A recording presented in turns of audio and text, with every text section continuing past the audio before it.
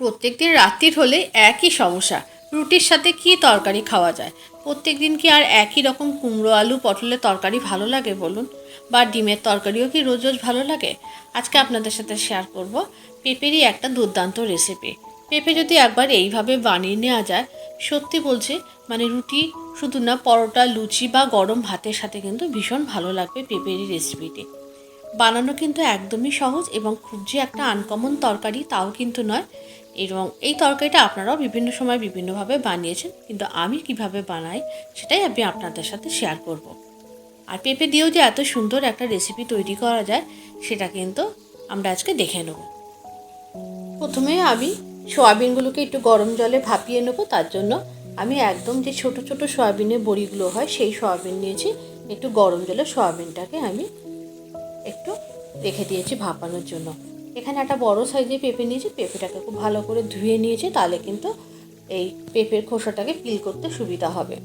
আর এরপরে কিন্তু আমি খোসাটাকে ভালো করে ছাড়িয়ে নিয়েছি। আর আপনারা তো জানেন পেঁপের ভেতরে এই যে অংশটা থাকে এটাকে একটু চামচ দিয়ে তুলে তুলে ফেলে দিয়েছি, তা নয়তো কিন্তু এইটার জন্য পুরো তরকারিটাই কিন্তু তেতো হয়ে যাবে।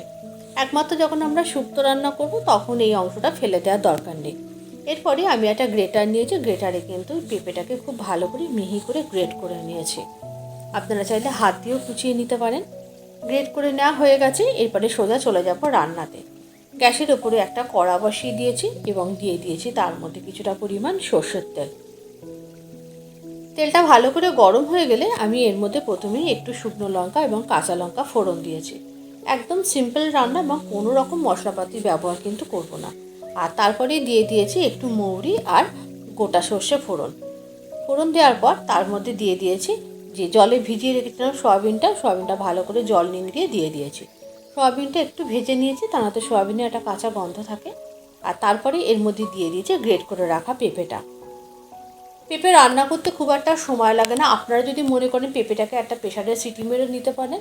অনেকে আছে পেঁপে সিদ্ধ করা জলটা ফেলে দেয়, তো তা খুব দরকার নেই, অসুবিধা হবে না, কেননা পেঁপের ভেতরে যে অংশটা তেতো হওয়ার ভয় থাকে সেটা তো আমি অলরেডি ফেলেই দিয়েছি। এরপরে কিন্তু পেঁপেটাকে কিন্তু ঢাকনা চাপা দিয়ে দিয়ে বারবার রান্না করতে হবে। প্রথমেই কিন্তু নুন, হলুদ, মিষ্টি কোনো কিছুই দেওয়া যাবে না। পেঁপেতে কিন্তু প্রথম দিকে নুন হলুদ দিয়ে দিলে পেঁপে কিন্তু সিদ্ধ হয় না, তা সে যত মিহি করে কোচানো থাকুক না কেন। আর তারপরে কিন্তু আমি এর মধ্যে দিয়ে দিয়েছিলাম কিছুটা ছোলা, আমি ভিজিয়ে রেখেছিলাম সেই ছোলাটা। রান্নাটা কিন্তু আমি একটু হেলদি করতে চাইছি, সেই জন্য এখানে সোয়াবিন ছোলা দুটোরই ব্যবহার করেছি। ভালো করে দিয়ে এরকম করে নাড়াচাড়া করে আবারও একটু ঢাকনা চাপা দিতে হবে। এই পেঁপে দেখতে এরকম লাগছে, কিন্তু সিদ্ধ হতে কিন্তু একেবারে খুব কম সময় লাগে না। পেঁপেটা যখন প্রায় 90% সিদ্ধ হয়ে গেছে তখন কিন্তু আমি এর মধ্যে দিয়েছি স্বাদ অনুযায়ী লবণ।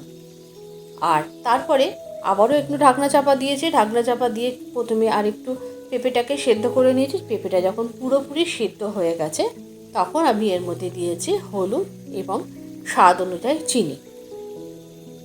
হলুদ এবং চিনিটা কিন্তু সবার শেষে দিতে হবে। এইভাবেই পেঁপেটাকে কিন্তু নাড়াচাড়া করে বারবার ঢাকনা চাপা দিয়ে রান্না করতে হবে, একদম ড্রাই করে। তাহলেই কিন্তু এই পেঁপের রেসিপিটা কিন্তু খেতে ভালো লাগবে। এতে কিন্তু কোনো রকমই জলের ব্যবহার করা যাবে না।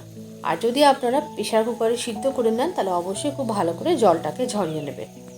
যখন রান্নাটা একদম শেষ পর্যায়ে সেই সময় এর মধ্যে দিয়ে দিয়েছি কিন্তু অল্প একটু চিনি, টেস্ট ব্যালেন্সের জন্য। যেহেতু নিরামিষ তরকারি একটু মিষ্টি মিষ্টি হলে কিন্তু খেতে ভালো লাগবে।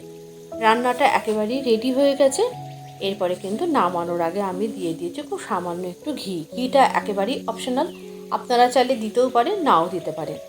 রান্নাটা রেডি হয়ে গেছে, এরপরে আমি একটা বোলের মধ্যে রান্নাটা সার্ভ করে নিয়েছি। বিশ্বাস করুন ভীষণ ভালো হয় এই পেঁপের ছেচকি।